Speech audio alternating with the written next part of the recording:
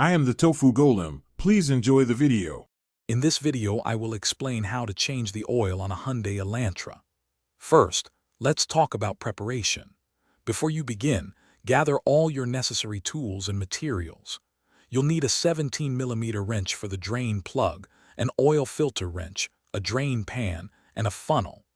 Also, make sure you have about 4 to 5 quarts of the recommended synthetic 5W20 or 5W30 engine oil, along with a new oil filter and a fresh drain plug washer.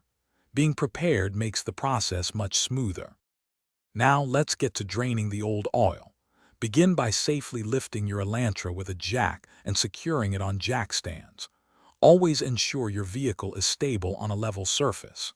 Next, locate the oil drain plug, which is usually a 17mm bolt on the bottom of the oil pan.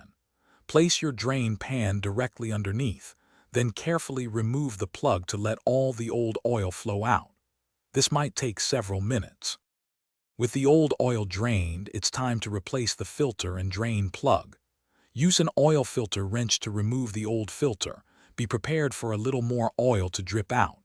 Before installing the new filter, apply a thin coat of fresh oil to its rubber gasket. This helps create a good seal. Then, replace the drain plug with a new washer and tighten it to a torque of 25 to 33 foot-pounds.